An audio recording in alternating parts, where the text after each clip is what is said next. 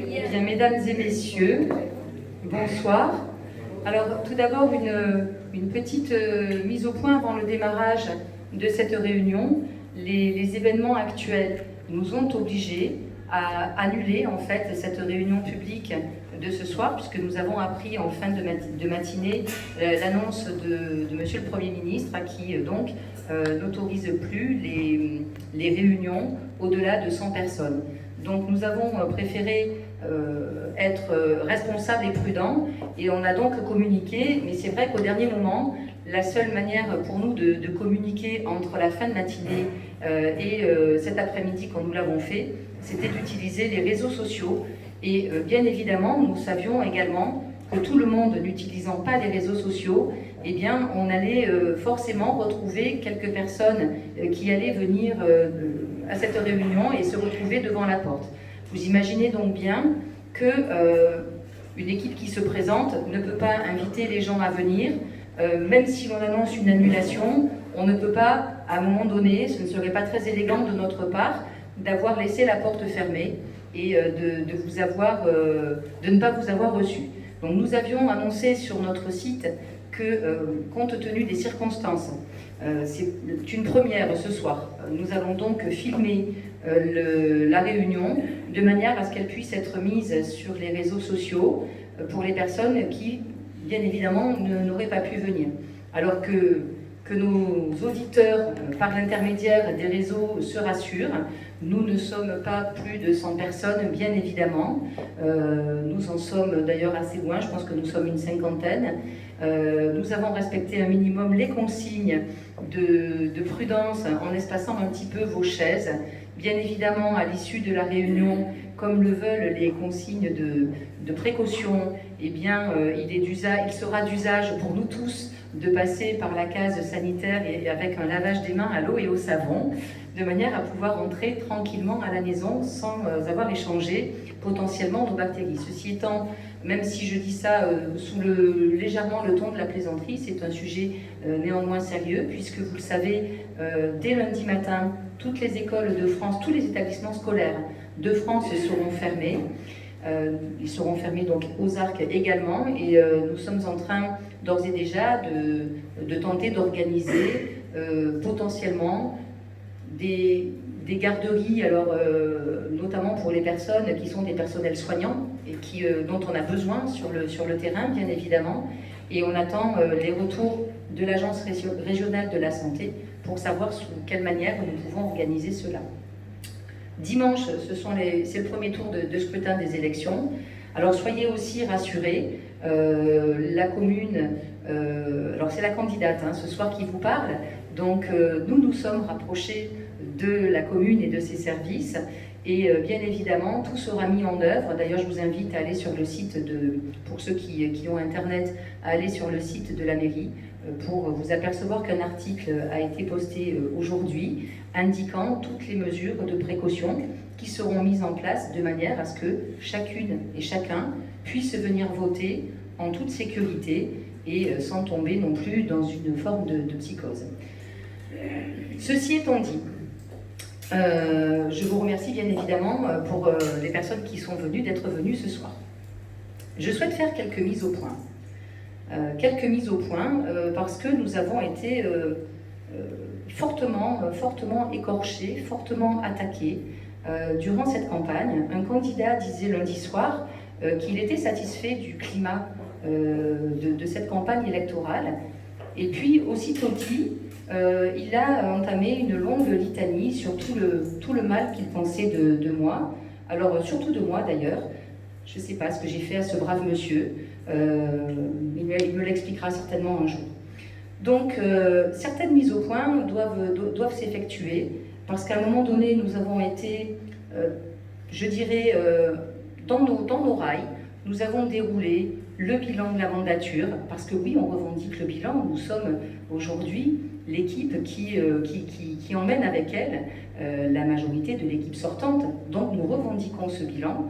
Et nous avons également déroulé tranquillement notre programme. Je pense que nous n'avons pas attaqué qui que ce soit lors de notre campagne. Et à un moment donné, eh bien, même si l'on reste sans réponse, parce que je pense souvent qu'à un moment donné, on ne doit pas se sentir obligé de répondre à tout, il n'empêche qu'à un moment donné, trop c'est trop. Et donc, nous avons dû répondre à certains candidats, à certaines listes, qui avaient poussé peut-être le bouchon un peu loin. Alors, je commencerai par Monsieur Languilla. Alors, je le nomme parce qu'à chaque fois qu'il écrit un tract, il me nomme personnellement, ce qui ne me gêne pas, hein. Nous sommes élus, nous sommes en tête de liste, nous sommes des candidats. Tous, autant que nous sommes inscrits sur une liste, forcément, on doit bien s'attendre à ce qu'à un moment donné, les gens connaissent notre nom et qu'on puisse être interpellés nommément. Donc, Monsieur Languilla, ses colistiers également, lui-même, tiennent des propos qui sont, que je pourrais qualifier d'insultants, relativement gratuits. En même temps, je le prends d'où ça vient. Voilà, comme ça les choses sont dites. Et je ne vais pas m'y attarder trop, parce que je pense que j'ai mieux à faire et que vous avez certainement mieux à faire, vous aussi. Alors, il y a les arcs au cœur. Enfin, pour certains, ils l'ont au cœur tous les 6 ans, parce qu'entre les deux, force est de constater que leur cœur pour les arcs ne va pas beaucoup. Alors, on peut donner toutes les leçons. Moi, je n'ai pas la prétention d'en donner. Enfin, je ne pense pas. En tout cas, dans la campagne, avoir tenté de donner des leçons à qui que ce soit. Simplement, on explique ce que l'on veut faire. Et effectivement, cette personne nous donne de grandes leçons. Alors, il n'a pas apprécié du tout que l'on reprenne un petit peu l'histoire. Bon, après tout, chacun est libre de penser ce qu'il veut, mais quand on vient dire et tenir les propos que tient cette personne, il faut de temps en temps s'attendre aussi à ce que l'on puisse en retour venir dire des choses. Et notamment maire honoraire de la ville de Villeneuve-la-Gaillarde, dans l'Yonne, c'est pas moi qui le dis, c'est lui. Commune de 3000 habitants environ. Eh bien, lorsque M. Languilla a quitté sa commune, il a laissé une dette d'environ 3000 € par habitant. Sur une commune de 3000 habitants, ça laisse un peu rêveur.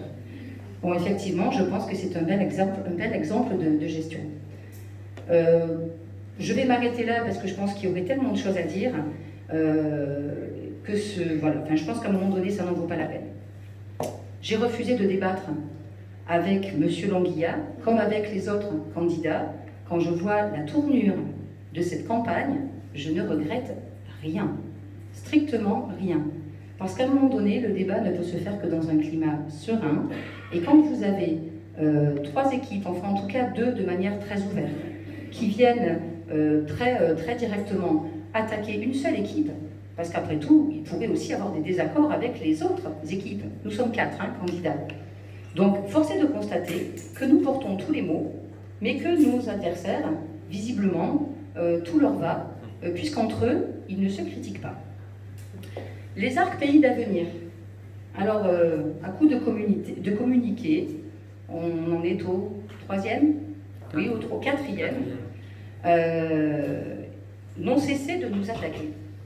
Alors vous allez me dire, c'est le jeu, hein. Et bien sûr, on peut tout dire, tout faire, enfin ou presque, parce qu'à un moment donné, je pense que dans une campagne, quand on veut attaquer, on peut très bien attaquer sur certains points.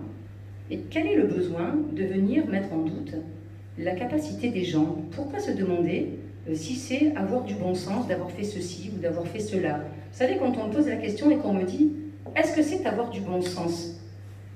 Nous qui sommes les élus qui avons pris les décisions, ça veut dire « est-ce que vous êtes des imbéciles ?» Donc c'est extrêmement insultant. Rassurez-vous, nous n'irons pas déposer plainte ni faire de main courante.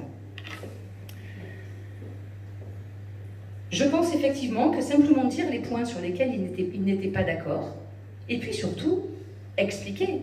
Si on n'est pas d'accord, on a le droit, bien évidemment, c'est la démocratie. Je ne suis pas d'accord, je dis pourquoi, et surtout, j'explique ce que je vais proposer de mieux. Parce que simplement poser des questions, à un moment donné, si on n'y apporte pas les réponses, je n'en vois pas beaucoup l'intérêt, si ce n'est de vouloir semer le trouble et le doute dans la tête des électeurs.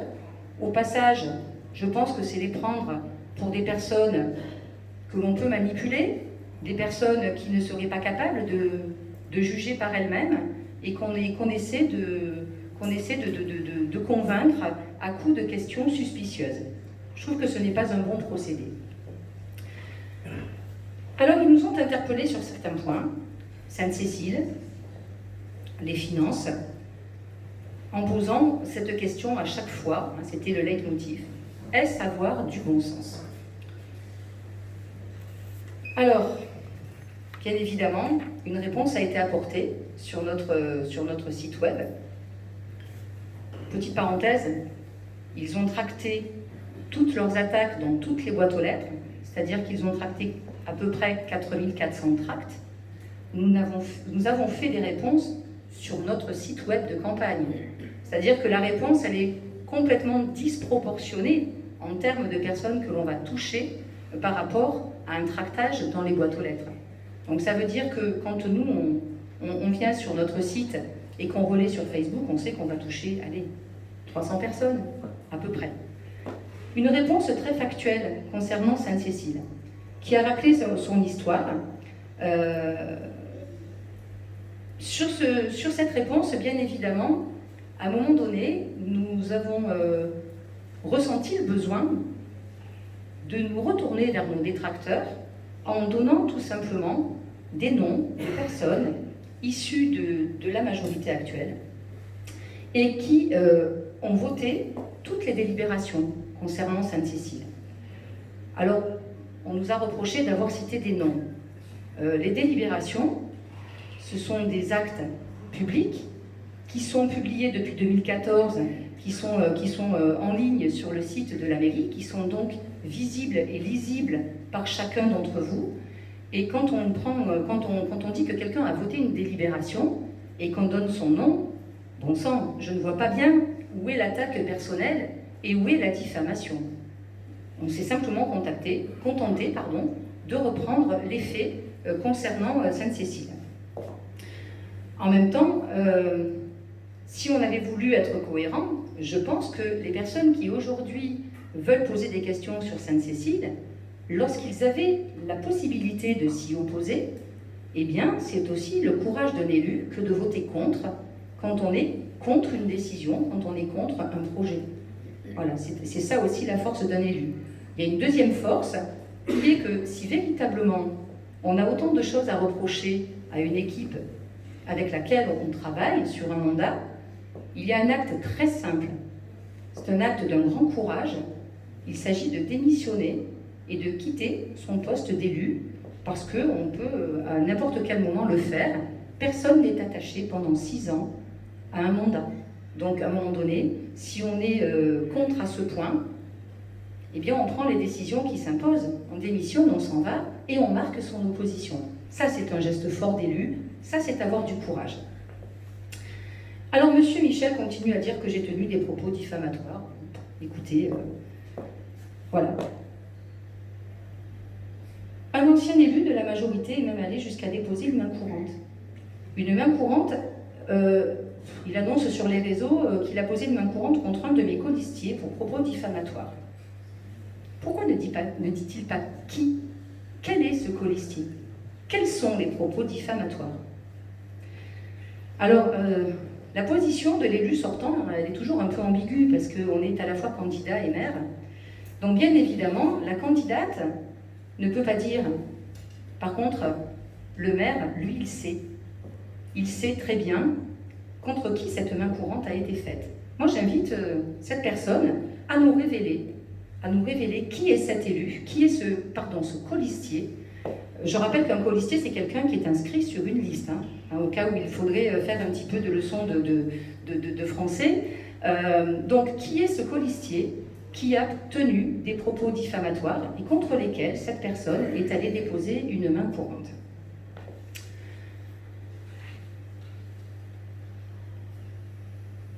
Les finances. Alors là, c'est un tract très, moi j'appelle ça un tract très trash. Vous recevez un tract où tout est écrit en rouge. Alors là, attention, c'est alerte, alerte, alerte. On se demande ce qui va nous tomber sur la tête. Donc forcément, ne serait-ce que par la couleur des mots qui sont écrits sur ce tract, tout de suite, les personnes qui le reçoivent se mettent forcément en position d'alerte. Alors, très bon point de communication. Moi, moi je dis chapeau, en termes de com, ils ont certainement un chargé de com qui est exceptionnel, parce qu'effectivement, il connaît bien les ficelles de ce qu'il faut faire en com pour attirer l'attention des gens. On a un petit peu l'impression, vous savez, c'est comme un virus là, qui arrive et... Bon bref, pas de mauvaise blague. Alors que dit ce communiqué? Alors encore une fois, on pose des questions, hein, mais on n'a toujours pas les réponses. Ce communiqué utilise les chiffres de la DGFiP, la Direction Générale des Finances Publiques. Ces chiffres-là, ils sont incontestables, à moins que quelqu'un mette en doute les chiffres de la DGFiP. Alors, il les utilise pour dire que ce sont les chiffres de référence, et la minute d'après, enfin, sur quelques lignes après, il les conteste. Bon, soyons cohérents, ce sont les bons chiffres ou ce ne sont pas les bons chiffres. Nos budgets sont en ligne. Ils sont en ligne puisque je vous disais que les délibérations du conseil municipal sont toutes en ligne. En tout cas, depuis 2014, elles le sont. Je vous invite très fortement à aller sur le site de la mairie des Arcs. Vous allez chercher, alors c'est pas compliqué, le budget on le vote une fois par an, généralement au mois de mars-avril, ça dépend des années. Vous allez regarder donc le conseil municipal qui correspond à cette période-là, et vous allez y trouver donc toutes les décisions budgétaires qui concernent la commune. Et vous avez également un document très important qui est le compte administratif, qui est la validation des comptes de la commune par notre trésorier payeur. Donc le trésorier payeur, c'est celui qui a la main sur tout ce que l'on fait en termes de finances. Donc, moi je vous invite à aller les voir, parce que ça va vous permettre de pouvoir constater par vous-même les chiffres où personne n'a rien à cacher. Allez regarder les budgets depuis 2014 jusqu'au dernier. Alors le budget 2019, il sera voté après les élections, au fin mars, début avril 2020. Alors moi je voudrais, à titre de comparaison, pour expliquer un petit peu comment fonctionnent de manière très simple les finances publiques, parce que souvent les personnes qui parlent de finances, elles aiment bien utiliser des mots très compliqués, et puis finalement, à la fin, plus personne n'y comprend rien. Moi je voudrais prendre juste un exemple qui va vous parler. On va prendre une famille, vous, moi, peu importe qui, une famille qui a une capacité de ce qu'on appelle l'autofinancement important. C'est-à-dire une famille qui a son bas de laine, qui a des revenus confortables, qui a besoin d'un crédit pour investir dans sa maison. Pas trop de soucis, le banquier va lui prêter de l'argent. C'est la même chose pour les communes. Hein. Quand on vient devant un banquier pour faire un emprunt, si la santé financière de la commune n'est pas bonne, le banquier, il ne vous prête rien. À l'inverse, si la santé financière de la commune est plutôt bonne, eh bien les banquiers, forcément, vont vous faire confiance parce qu'ils savent que vous avez la capacité à rembourser les emprunts que vous venez contracter. Donc, la comparaison, elle est très simple. Moi, je pense que quand on l'explique comme ça, tout le monde comprend tout de suite comment on peut fonctionner au niveau d'une commune et pourquoi quand on fait un emprunt, on peut effectivement avoir l'aval des banquiers. Si on n'avait pas une santé financière saine, les banquiers ne nous suivraient pas, ça c'est une certitude. De la même manière, c'est ce que je disais, hein, vous avez une famille qui gagne très peu d'argent, qui n'a pas un sou de côté malheureusement, elle veut venir faire un crédit assez important, que va lui dire le banquier? Eh bien, ma petite dame ou mon petit monsieur, vous reviendrez plus tard quand vous aurez de quoi rembourser ce que vous venez m'emprunter. Ça paraît assez logique.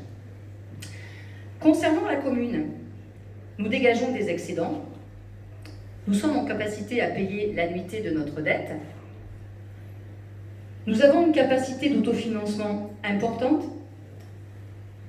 et je pense que c'est un des points majeurs. Notre commune, aujourd'hui, elle peut se désendetter sur 4 ans. Alors désendetter, c'est pas un gros mot, hein, quand on dit qu'on a une dette, ça ne veut pas dire qu'on est surendetté. Avoir une dette, c'est parce qu'on a fait un emprunt.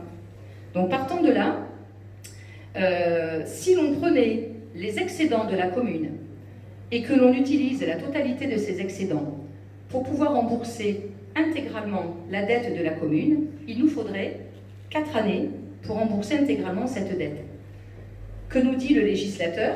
il nous dit, attention, à 12 ans, si vous avez besoin de 12 années pour rembourser votre dette, vous êtes sur ce qu'on appelle le seuil d'alerte.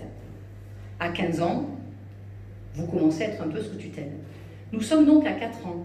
On est donc très loin du seuil d'alerte.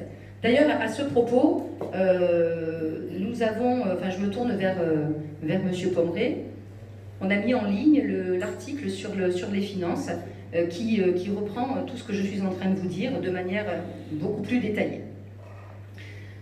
Sur ce papier, ce tract, il y a également une note de 8 sur 20. Alors cette note, on disait l'autre soir en réunion, mais si nous sommes réélus, on espère l'année prochaine avoir 2 sur 20. Je vais vous expliquer pourquoi. Pour vous expliquer pourquoi, je vais parallèlement vous inviter à aller visiter le site sur lequel nos opposants sont allés chercher cette note de 8 sur 20. Ce site s'appelle l'Argus des communes. Quand vous allez sur leur site, vous allez consulter les comptes, on vous demande le code postal, vous allez regarder les comptes, la note qui est attribuée à votre commune, on vous donne quelques éléments. Et puis, amusez-vous à regarder également un petit peu les autres communes, celles qui sont autour de nous. Et puis, regardez surtout celles qui ont de bonnes notes. Et quand vous êtes allé sur leur site, eh bien, en retour, vous recevez un mail de la part de cette association, donc qui est une association qui n'a rien d'officiel. Vous et moi, demain, on monte une association, on parle des finances, on n'a aucune valeur légale à venir parler des finances des communes. Eh bien, quand on reçoit le mail en réponse, qu'est-ce qu'il nous dit ? On nous dit que la philosophie, en fait, des personnes qui gèrent ce site, c'est de lutter, leur seul credo, c'est de lutter contre la dette. Partant de là, sans tenir compte d'aucun ratio, ils regardent si la commune a emprunté, si la commune a dépensé, elle a une mauvaise note. Ils vous l'écrivent d'ailleurs, alors je vais les citer. Plus la commune est dépensière par rapport à la moyenne des communes de la même taille, plus sa note est faible. À l'inverse, plus elle économise par rapport à cette moyenne, plus la note est élevée. Donc leur seul leitmotiv, c'est réduire nos impôts. Alors, moi je dis la bonne blague, parce que nos impôts, il me semble que sur la commune des Arcs, depuis 2006, donc depuis 14 ans, les taux d'imposition sont inchangés. Donc il faudra qu'ils m'expliquent à quel moment nous avons touché les taxes dans la gestion communale depuis les 14 dernières années. Elles n'ont pas bougé. Nous avons investi 22 millions d'euros sur les 6 années de cette mandature. C'est assez conséquent pour une commune de notre strate. Et donc, si on a investi ces 22 millions d'euros sans augmenter les impôts, c'est parce que nous avons des marges de manœuvre et parce que nos ratios nous permettent de pouvoir réaliser ces investissements. À l'inverse, il y a des communes, notamment une, qui sur leur site obtient 18 sur 20. Alors, je ne la citerai pas, vous la retrouverez. On a regardé les communes qui étaient autour de nous, on n'est pas allé chercher bien loin. Leurs impôts locaux sont en hausse. C'est une moyenne de 358 € par habitant en 2014, 435 € en 2018. La dette de cette commune est passée de 821 € en 2014 à 985 € par habitant en 2018, donc en hausse aussi. Et pourtant, elle a 18 sur 20. Cherchez l'erreur. Alors vous savez, parfois il y a des communes, effectivement, elles sont moins dépensières, mais il faut toujours se demander pourquoi elles dépensent moins et pourquoi celle d'à côté dépense plus. Celle qui dépense moins, c'est parce que parfois elle n'a plus de capacité d'autofinancement et que donc elle ne peut plus investir. Est-ce que c'est un critère? Est-ce que c'est un bon critère pour attribuer une note si l'on se contente de regarder cet aspect-là? Je pense que non, enfin nous pensons que non. Encore une fois, nos chiffres sont validés par la DGFiP, c'est le seul organisme quand même qui fait foi en termes de finances publiques. Alors, est-ce qu'on peut dire que les personnes qui ont mis ça en avant sont incompétentes? Moi, je ne le pense pas, je ne leur ferai pas cette insulte, bien au contraire. Je pense que il y a des spécialistes même de la finance, voire de la finance publique. Et donc, à ce moment-là, me vient une deuxième question. Pourquoi ? Pourquoi écrire cela ? Pourquoi mettre cette note de 8 sur 20 en avant qui n'a pour effet que de semer le trouble dans la tête des Arquoises et des Arquois, si ce n'est dans une espèce de jeu électoral qui pourrait consister à avoir un effet manipulatoire. En ce qui me concerne, en ce qui nous concerne, la liste Les Arcs Ensemble, ne déplaise à tous nos détracteurs, qui sont nos opposants sur les 3 listes opposées, nous vous demandons de nous faire confiance. Mais parallèlement à ça, nous vous faisons confiance également. C'est-à-dire qu'à un moment donné, quand on a préparé tous les documents qu'on est venu mettre dans vos boîtes aux lettres, quand on rédige des articles de fond que l'on publie sur notre site web, parce qu'on veut apporter du grain à moudre pour que justement les personnes, quand on parle de certains sujets, puissent venir chercher des compléments d'information, c'est justement parce que nous avons confiance en votre jugement et en votre capacité d'analyse. Donc je pense qu'à un moment donné, certaines personnes, dans leurs attitudes et dans certains de leurs écrits, eh bien, ces attitudes-là dénotent d'un vrai manque de respect pour les électeurs que vous êtes. Alors après cette mise au point, rendue indispensable par les attaques dont nous avons été, je le disais en préambule, la seule cible, je voulais dire que je pense qu'à un moment donné, la seule chose qui doit nous guider, c'est l'intérêt public. En tous les cas, moi ça fait 30 ans que je suis élue. La seule chose qui m'a animée, alors il y a des personnes qui parlent de moi, Monsieur Languilla parle de moi. Certaines personnes que je connais, qui me connaissent bien, me disent « mais je ne sais pas de qui il parle quand il parle, parce qu'on ne te reconnaît pas ». Et c'est vrai que, heureusement qu'il y a des gens qui me connaissent aux Arcs et qui savent que je suis quelqu'un qui s'est toujours investi pour la collectivité. Alors je le fais professionnellement. Hein, je pense que ce n'est pas la peine de le rappeler. Tout le monde sait que je suis enseignante en école élémentaire et que certainement, ça doit être aussi peut-être un peu une déformation professionnelle, mais en tout cas, pour moi, c'est une grande valeur que de s'investir et de s'investir uniquement pour le collectif. La haine et le discrédit n'ont pas lieu d'être, et surtout pas dans une campagne sur une commune comme la nôtre. Nous sommes 7500 habitants, on se connaît quasiment tous. Est-ce que l'on a besoin, pour briguer un poste de maire, de se dire ces choses-là? Est-ce qu'on a besoin de renier des années d'amitié simplement parce qu'on brigue un mandat? Je trouve que c'est vraiment dommage. Alors en ce qui nous concerne, eh bien, moi je pense qu'à un moment donné, si on n'est que dans ces discours de discrédit, c'est peut-être que finalement, on n'a pas forcément de choses à dire dans le fond des choses.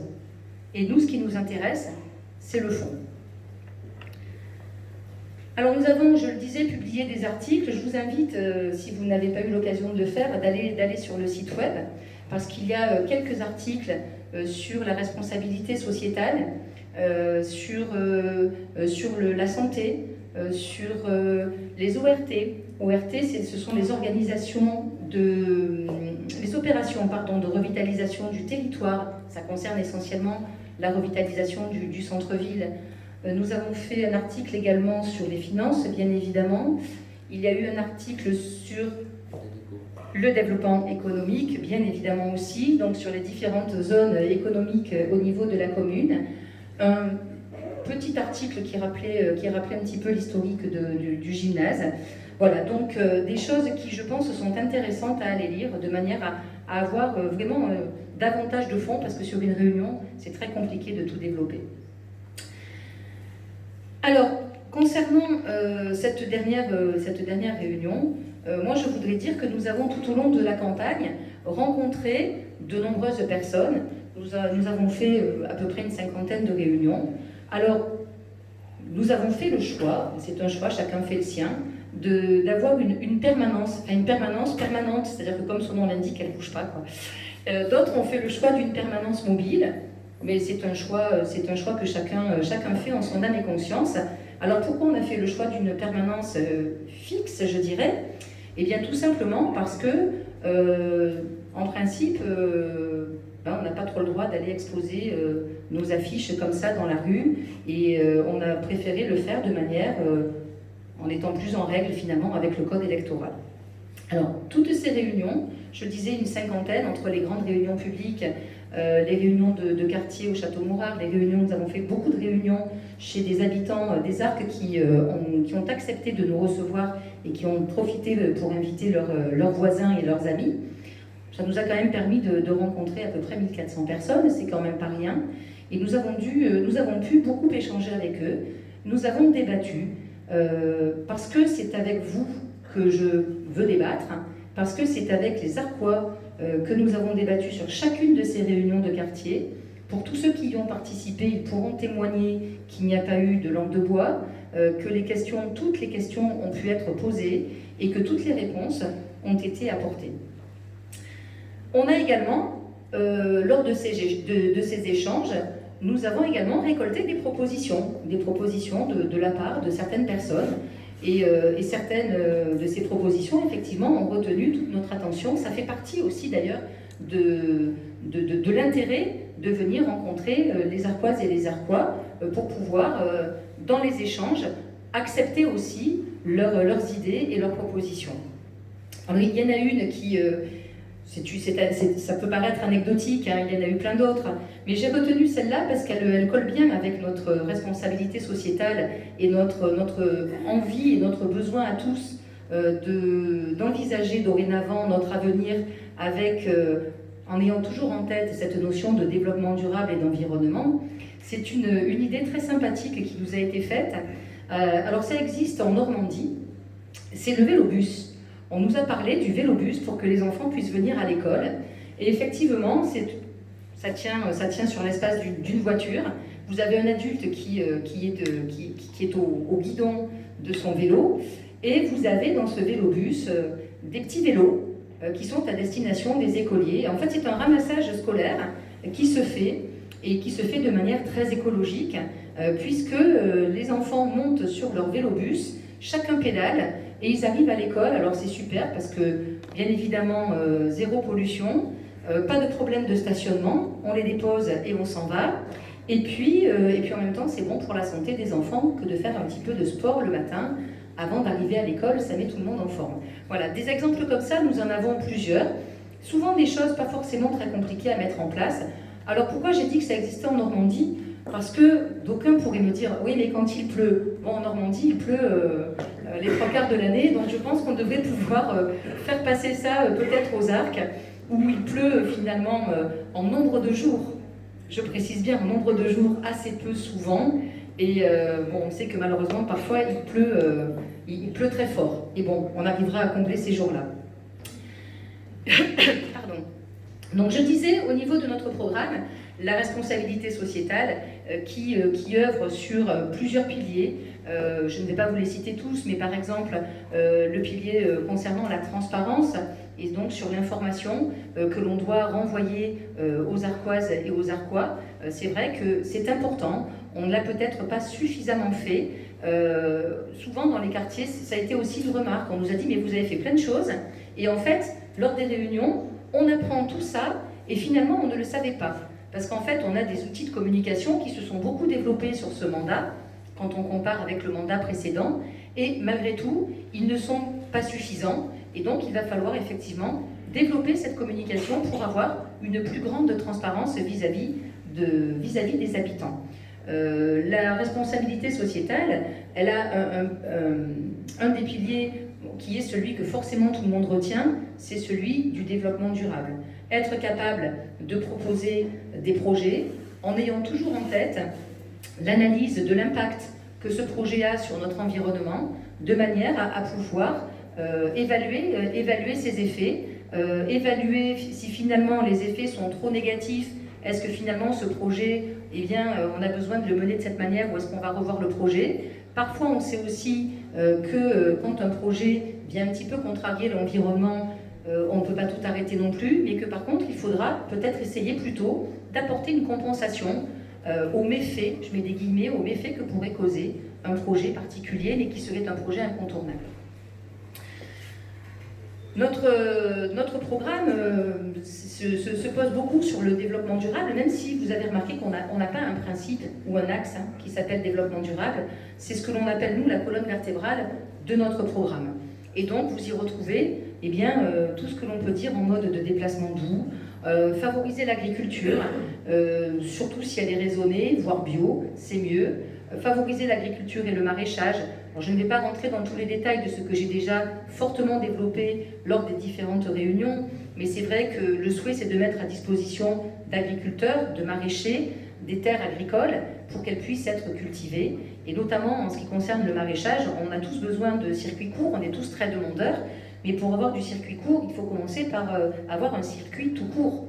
Aujourd'hui, dans notre secteur, on n'a quasiment pas très peu de maraîchage, donc on ne peut pas alimenter ce circuit court.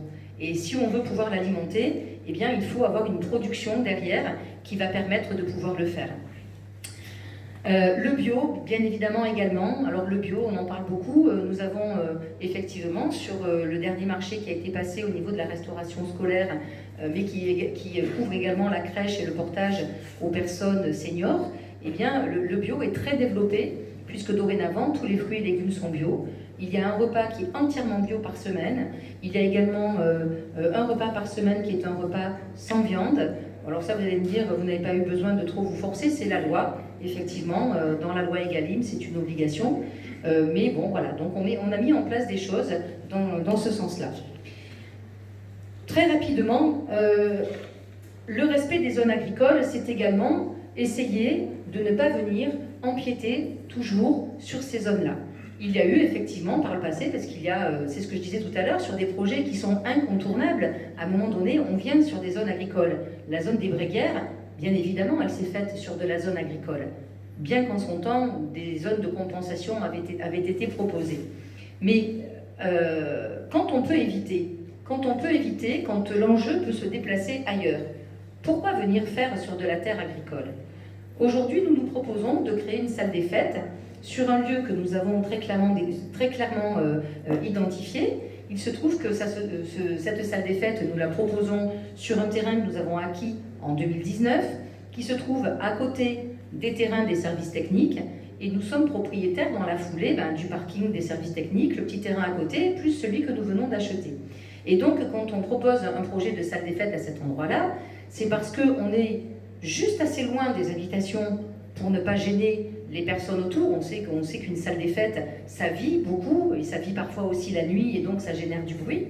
Et donc, on est suffisamment loin des habitations pour ne déranger personne, et à la fois, finalement, pas très loin du centre-ville, du village des Arcs, pour pouvoir s'y rendre à pied, ou aller, pourquoi pas, à vélo. Pourquoi je parle du vélo ? Parce que le chemin de la Chabotte, la route de la Chabotte va être refaite. Il y a déjà une négociation qui a été faite avec des propriétaires qui ont les terrains sur la partie droite quand on redescend de la Chabotte, sur le chemin de la Chabotte pour aller vers la déchetterie. Et il doit y avoir donc des cessions de terrain pour pouvoir agrandir cette route. Et en agrandissant cette route, deux choses vont être traitées. D'abord, la gestion par ce qu'on appelle des noues, la gestion du ruissellement pour gérer toutes les eaux qui descendent de la colline et des quartiers supérieurs. Et puis également, la gestion d'une piste cyclable. Rappelons, entre parenthèses, que DPVA, notre agglomération, va faire poursuivre la vigne à vélo depuis la vigne à vélo des Arcs, en passant, je vous le rappelle, par le parc de la balade en réal Max Carzoli, redescendre la balade, passer par la gare SNCF, et ensuite rejoindre Tarado, en rejoignant le quartier des Laurents et la Chabotte, les services techniques. Pas les services techniques, pardon, la Chabotte, et normalement après ils partiront dans les vignes. Donc ça veut dire que on pourra très facilement se rendre sur cette salle des fêtes, puisque la route sera agrandie. Et nous sommes là sur une zone U, c'est-à-dire une zone urbaine qui est destinée à recevoir de la construction. La zone agricole n'a pas vocation à recevoir de construction, même quand elle est en jachère. Et justement parce qu'elle est en jachère, on se doit de la rendre aux agriculteurs et aux maraîchers. Et on sait qu'on a de la demande. On a déjà des personnes qui se sont manifestées auprès de la commune et qui sont intéressées pour venir faire du maraîchage sur la commune des Arcs. Le sport est important également, le sport avec le réaménagement de la salle polyvalente, puisque c'est important aussi d'œuvrer pour nos jeunes et nos moins jeunes, puisque le sport concerne tout le monde, avec le réaménagement des vestiaires actuels, existants, qui ont besoin d'un grand coup de rafraîchissement, puisque cette salle date d'il y a un petit peu plus de 30 ans maintenant. La création de vestiaires côté foot pour pouvoir nous mettre aux normes par rapport à la Fédération française de foot et répondre à leurs besoins importants de vestiaires également. La création de l'autre côté, côté Morard, mais collé à la salle polyvalente, d'une salle d'environ 200 mètres carrés avec ses propres vestiaires, qui pourra entre autres, alors je dis entre autres, parce que les choses ne sont pas attribuées aujourd'hui, bien évidemment. Nous savons que par exemple, aujourd'hui dans le gymnase de l'école Jean Jaurès, il y a des activités sportives. Bon, est-ce que c'est vraiment le bon endroit? Pas vraiment. Simplement, aujourd'hui, n'ayant plus d'autres salles à mettre à disposition, eh bien, c'est toujours mieux que rien. Effectivement, si demain nous avons d'autres salles, ça nous permettra de pouvoir redéployer ces activités dans des salles qui répondront mieux aux besoins des activités qui sont proposées aux enfants et aux adultes. Le gymnase du collège, je ne vais pas en parler très longtemps, simplement pour dire que ce gymnase, eh bien, il y a eu quelques, on va appeler ça des péripéties, par rapport à ce qui était prévu par le conseil départemental, par rapport à ce qui nous a été proposé ensuite. Un collectif s'est monté. Je remercie d'ailleurs à cet effet les parents d'élèves qui ont formé ce collectif. Donc, je crois que l'initiative revient aux parents d'élèves de la PEP du collège, qui ont été rejoints ensuite par les parents de la FCPE, les professeurs de sport et les élus des arcs, de Trans, de Tarado, qui se sont mis autour de la table pour faire avancer ce projet. Alors c'est vrai qu'il y a eu quelques difficultés avec le conseil départemental pour faire entendre, chacun défend ses intérêts. Le conseil départemental défend les siens et la commune et les habitants des Arcs, forcément, nous défendons les nôtres. Et donc, à un moment donné, l'intérêt, c'est d'arriver à trouver le bon compromis avec nos interlocuteurs. J'ai eu l'occasion de rencontrer, dans le cadre des dernières intempéries, le président du département, M. Marc Giraud, et après avoir parlé de nos soucis de catastrophes naturelles, bien évidemment, on ne s'est pas quitté sans aborder un petit peu le gymnase. Alors, moi, j'avais besoin de m'assurer que réellement, le conseil départemental avait pris en compte notre demande d'inscrire dans son appel d'offres la phase optionnelle qui consiste à pouvoir agrandir le terrain et à créer des tribunes. Il nous a été confirmé que cette phase optionnelle, elle est bien prévue, ce qui nous permet ensuite, et ce qui nous permettra, enfin en tout cas aux élus qui seront là après les élections municipales, de retourner auprès du conseil départemental, mais pas que. La discussion s'est engagée également avec l'agglomération, puisque de par sa compétence sport, l'agglomération doit aussi venir aider financièrement ce projet. Voilà, donc dès les élections passées, dès que l'agglomération aura reformé son staff avec son président ou sa présidente, avec les vice-présidents et vice-présidentes et les élus qui auront été issus des scrutins municipaux, eh bien tout le monde se remettra autour de la table pour faire avancer ce projet. Et ce n'est que dans la concertation que l'on peut faire avancer les projets. Dans la précipitation, on ne fait rien de bon. Voilà, bon après je pense que je vais éviter d'être comme d'habitude très très longue parce que c'est peut-être une déformation professionnelle, ça aussi. Je parle toujours beaucoup. Je pourrais vous parler jusqu'au bout de la nuit. Je vous promets que je ne le ferai pas. Je voulais simplement rappeler que pour vivre bien dans une ville, dans un village, et je continue à dire le village parce que c'est notre village, avec son âme, avec des personnes qui se connaissent, qui se parlent, qui se croisent tous les jours et qui aiment à se rencontrer. Et c'est ce côté chaleureux que l'on aime dans notre village des Arcs. Pour que notre village soit un village où on a envie de vivre et de rester, eh bien, on a besoin de 4 éléments essentiels. Le premier, c'est pouvoir se loger. Eh bien, nous avons répondu aux besoins de certaines personnes de pouvoir se loger dignement. Parce qu'aujourd'hui, il y a encore des gens aux Arcs qui ne sont pas logés dignement. Et donc, les logements sociaux qui ont été créés eh bien, répondent à ce besoin important pour toutes les personnes d'être logées dignement. Ça, c'est un point important. tout en maîtrisant, bien évidemment, le rythme de l'extension des arcs. On n'a pas envie d'être comme nos voisins à 12 000 habitants dans les 2 ou 3 années qui vont arriver, bien évidemment que non. On maîtrise tout ça avec des règles que l'on a posées sur notre PLU, notre plan local d'urbanisme, qui nous permettent d'avoir cette maîtrise et de pouvoir affirmer que nous allons pouvoir continuer à faire se développer la commune. Moi je dis toujours une commune doit se développer à son rythme. Si elle ne se développe pas, une commune, elle meurt. Donc il faut qu'elle continue à se développer à son rythme et nous nous engageons, nous, à être les garants de la maîtrise de ce rythme. Pour pouvoir se sentir bien dans son village, il faut avoir du travail. Eh bien, je pense que là aussi, nous avons répondu aux besoins des Arquoises et des Arquois. Alors bien évidemment, on n'a pas réglé tous les problèmes, mais quand même, quand vous avez sur une commune comme la nôtre, 7500 habitants, vous avez un bassin comme les Bréguères qui aujourd'hui vous offre 1000 emplois. 1000 emplois sur une commune de 7500 habitants, c'est quand même pas neutre. Vous avez également la zone de l'Hyper, qui elle également emploie du monde, qui est en train de faire son extension, avec la partie de la zone nord qui est en amorce de création. Vous avez les zones artisanales à l'Écluse, la zone de l'Écluse sur la route départementale numéro 10 qui relie les Arcs à Tarado. Vous avez également, bien évidemment, la zone économique du centre-ville, avec des commerces qui viennent s'installer aujourd'hui dans le centre-ville. Quand on voit des commerces qui s'ouvrent, on en a inauguré un, on n'était pas nous, nous étions invités à l'inauguration d'un commerce il y a quelques jours. Eh bien, c'est le signe d'une bonne santé au niveau de l'économie d'un village et de son centre-ville, quand les commerçants, les artisans font le choix de venir s'installer dans une ville. On sait qu'ils ont plutôt la tendance à aller se poser sur les extérieurs. Et quand on prend la décision de venir sur le centre-ville des Arcs, c'est parce qu'on sait très bien qu'on a un potentiel économique au sein de notre village. La zone également à vocation agricole qui est en train de se développer autour de la cave coopérative, le Cellier des Archers, tout en bas après de l'autre côté de la RDN 7, en bordure d'argent, avec un permis qui est signé, dont on devrait bientôt commencer à voir les travaux démarrer, pour un magasin qui vend des produits de jardinage et auquel sera accolé un établissement que vous connaissez bien, qui fait de la vente de produits agricoles quelque part sur l'avenue des 13 Lorguets, pour ne pas le citer, et qui viendra s'installer derrière ce magasin.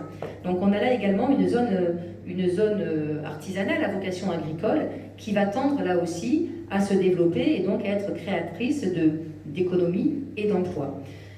Je pense que j'ai fait le tour concernant la partie économique, mais c'est important de continuer à développer l'économie sur une commune, parce que d'abord elle amène des recettes au niveau des caisses de la commune, bien évidemment, mais dans un deuxième temps, je dirais non, dans un deuxième temps elle amène de l'argent à la commune, dans un premier temps elle amène surtout du boulot. Le cadre de vie, c'est le troisième aspect. Je suis bien dans ma commune si mon cadre de vie il est agréable. Alors je vous laisse seul juge de ce qui a été fait pendant cette mandature au niveau du cadre de vie, un petit peu partout, dans le centre-ville, le réaménagement de la place Paul-Simon, de la place du Général de Gaulle, la passerelle qui permet aujourd'hui à tous d'aller d'une manière tellement plus agréable sur l'espace qui se trouve de l'autre côté, sur lequel d'ailleurs un grand parking va être aménagé. Le jardin de la Glycine sur le boulevard Jean Jaurès, tout un tas de choses qui ont été faites, dont le seul but est de venir améliorer votre cadre de vie, notre cadre de vie. Les parkings, j'ai cité celui qui se trouve qui se trouve aujourd'hui, puisqu'on l'utilise de manière un peu brute, après la passerelle, qui va être aménagé. On a là plus de 6000 m² sur lesquels on va avoir à minima 160 places de parking voiture et du stationnement pour les bus de tourisme. Donc un beau parking qui va se créer assez rapidement, puisqu'il est déjà dessiné. Et à l'arrière du Clos des Lavandières, ce bâtiment donc qui s'est créé à côté du lavoir, sur le boulevard de la Liberté, là derrière, la commune avait acquis au bailleur social 4000 m² de terrain pour y faire des parkings. Ces parkings vont être très vite aménagés à minima, c'est-à-dire en parking provisoire, avec ce qu'on appelle le strict minimum, un petit coup de tractopelle pour aplanir, du tout venant pour que ce soit praticable, de manière à ce que les personnes puissent investir le parking. Des parkings, il y en a un peu partout, même si on entend souvent que l'on manque de places de parking aux Arcs. Alors c'est vrai qu'il faut parfois marcher un petit peu, on le reconnaît bien, c'est une certitude, mais c'est vrai qu'on a quand même pas mal de parkings. On faisait le point avec monsieur Pombré et quelques colistiers l'autre jour. On a un nombre de parkings sur la commune assez important, et notamment 2 parkings d'abonnés qui se sont créés, le parking du Réal, qui, comme son nom l'indique, se trouve à côté du Réal, du théâtre du Réal, et puis le parking de Mute, qui se trouve dans l'impasse Magnin, qui a ouvert ses portes il y a quelques jours, après quelques petits problèmes techniques de réglage d'automatisme. Eh bien, ces parkings d'abonnés sont une vraie demande d'habitants qui ont besoin, quand ils n'ont pas de garage en habitant le centre-ville, qui ont besoin de trouver un parking qui leur permet simplement, avec leur petit bip, de rentrer, de trouver leur place et d'avoir un parking qui soit sécurisé parce que clôturé, vidéo surveillé, et donc de pouvoir ensuite vaquer à leurs occupations tranquilles. Le dernier point pour se sentir bien dans son village, c'est avoir accès à la culture, au patrimoine, aux loisirs. Je ne vais pas redévelopper Sainte-Cécile, je pense qu'on en a suffisamment parlé ces derniers jours. Simplement vous dire que là aussi, nous développons autant que possible tous les espaces qui peuvent vous être agréables. La balade en réal, on n'en parle plus. Le parc de la balade qui s'est ouvert et qui sera agrémenté de quelques jeux d'enfants, qui s'est ouvert et qui est attenant à la balade en réal. La vigne à vélo qui a été réalisée par l'agglomération. Et puis le parc de loisirs qui est en train de se créer, qui est en train de se mettre en œuvre, derrière la cave coopérative, derrière le cellier des Archers. Alors pourquoi il est en bas, ce parc de loisirs? Ben, chez nous, l'argent ne passe pas en centre-ville, il passe en bas, au sud. Donc comme l'été, tout un chacun aime bien avoir un point d'eau à proximité quand on pratique du loisir ou quand on va faire un petit pique-nique en famille, et bien forcément, nous sommes venus chercher l'argent qui se trouve en bas pour créer notre base de loisirs à cet endroit-là. Donc dans cette base de loisirs, il y aura effectivement des activités pour les jeunes, pour les moins jeunes. Il y aura un bike park, ce qu'on appelle un pump track, donc pour faire du skate, de la trottinette et du roller. Ce sont les premiers éléments qui sont en cours de création. Bien évidemment, l'aménagement du parking à l'entrée, etc. Nous allons également aménager là tout de suite des jeux pour enfants, et puis des tables pour les pique-niques. Et ensuite, on continuera dans une deuxième phase à continuer l'aménagement de ce parc de loisirs. Voilà, donc énormément de choses. Bon, quand même, je dis un petit mot de Sainte-Cécile, parce que sinon je vais être frustrée. Sainte-Cécile, moi je dis que contrairement à d'autres, ce n'est pas un bâtiment de vermine. Je vous invite, en son temps, quand les portes pourront s'ouvrir, vous serez tous invités à venir voir le lieu magnifique qui est ce lieu de Sainte-Cécile. C'est un vrai lieu de notre patrimoine. Enfin, c'est l'histoire des Arcs, tout simplement. Et quand on est attaché, quand on a les Arcs au cœur, eh bien on aime son patrimoine arquois. Que l'on soit arquois de souche ou pas. Moi, je ne fais pas de discours là-dessus.